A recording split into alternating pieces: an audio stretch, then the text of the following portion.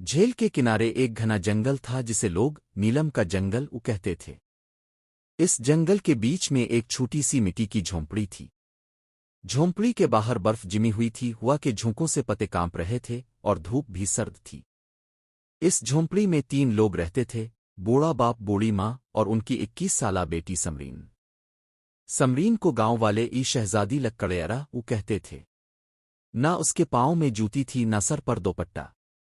लंबे सिया घने बाल खिले छोड़ती थी जो कमर से भी नीचे लहराते थे।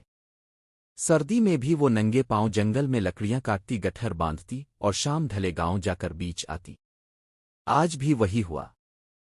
समरीन ने कुल्हाड़ी कंधे पर रखी, माँ को लिहाफ में लपेटा, बाप के सरहाने पानी का घड़ा रखा और कहा, अम्मा अबुआ, मैं शाम से पहले वापस आ जाऊंगी।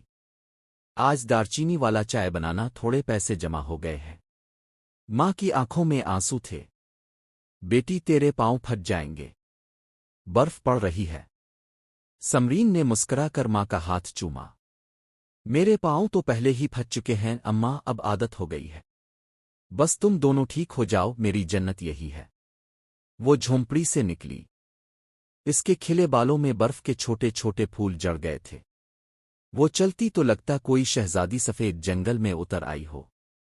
जंगल गहरा था, दरख्तों की चोटियां आसमान को छू रही थीं। समरीन ने कुल्हाड़ी से एक बूढ़ा देवदार काटना शुरू किया। हर वार के साथ इसके बाजू कांपते, सांस फूलती, मगर वो राकुत्ती न थी। अचानक इसे दूर दरख्तों के पीछे से एक अजीब सी रोशनी नजर आई, नीली चमकती हुई। वो कुल्हाड़ी रोक कर आगे बढ़ी। वहां एक छोटा सा तालाब था जो कभी जमता ना था। तालाब के बीच में एक क्रिस्टल का फूल खिल रहा था। इसकी हर पत्ती से नीला नूर निकल रहा था। समरीन हैरान रह गई। इसने कभी ऐसी चीज न देखी थी। वो करीब गई। जैसे ही इसके नंगे पांव पानी को छुए, तालाब की लहरें रुक गईं और एक नर्म आवाज गूंजी, ए लक्कड़ेरी की शहजादी, ताव ने कभी अपने लिए कुछ न मांगा, आज मांग ले। समरीन पीछे हटी। इसे लगा वो ख्वाब देख रही है। मैं कुछ ना मांगूंगी। मेरे माँ बाप बीमार हैं, बस वही ठीक हो जाएं। क्रिस्टल के फूल ने चमक बढ़ाई। आवाज दोबारा आई, तेरी दुआ कबूल हुई, मगर एक शर्त है। ताव ने जो कुछ देखा किसी को ना बताना। अगर बताया तो ये मौजिज़ा वापस छन जाएगा। समरीन ने सर हिलाया। वो वापस मुड़ी। इसके दिल में अजीब सी खुशी थी। शाम ढले वो झोंपड़ी पहुंची तो हैरत से जिम गई। झोंपड़ी की मिट्टी की दीवारें अब सफेद संगमरमर की थीं। छत पर सुनहरी झूमर झोल रहा था। अंदर गर्म गर्म खाना रखा था, लिहाफ रेशमी थे और माँ बाप दोनों हंसते बोलते चलते फिरते बैठे थे। माँ ने समरीन को गिले लगाया, बेटी हम ठीक हो गए, जैसे कभी बीमार ही ना थी। समरीन की आंखों में आंसू थे। वो खामोश रही। इसने राज छुपा लिया। दिन गुजरते गए। गांव में खबर फैल गई कि लक्कड़ेरी की झोंपड़ी रातों रात महल बन गई। लोग देखने आते। कोई कहता जादू है, कोई कहता कोई शहजादा था। मगर समरीन अब भी वही थी। नंगे पांव, खिले बाल, कुल्हाड़ी हाथ में।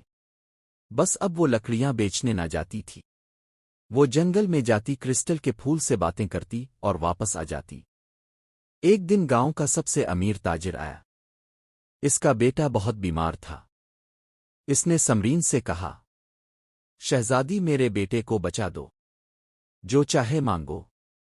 समरीन ने सर झुका लिया, मैं कुछ ना कर सकती। ताजिर ने बहुत मिन्नतें की, दौलत के ढेर लगाए, मगर समरीन ना मानी। वो राज ना तोड़ सकती थी। रात को वो जंगल गई। क्रिस्टल का फूल अब पीला पड़ रहा था। मैंने राज नहीं तोड़ा, मगर मुझे दूसरों की मदद करनी है। क्या ये गलत है? फूल ने आहिस्ता से जवाब दिया, ए शहजादी, मौजिज़ा दूसरों के लिए इस्तेमाल करने से खत्म ना होगा, बल्कि राज खोलने से खत्म होगा। तो चुपचाप मदद कर। अगली सुबह समरीन ताजिर के घर गई। इसने खामोशी से बीमार लड़के के सर पर हाथ रखा। चंद लम्हों में लड़का उठकर बैठ गया। गांव में हलचल मच गई। लोग कहने लगे, समरीन जादूगरनी है। کوئی کہتا ولی ہے، کوئی کہتا پری ہے، مگر سمرین وہی خاموش ننگے پاؤں کھلے بالوں والی لڑکی رہی۔ وہ جنگل جاتی، لوگوں کے درد سنتی، چپکے سے شفا دیتی اور واپس آ جاتی۔ ایک دن بادشاہ کا بیٹا آیا۔ وہ اندھا تھا۔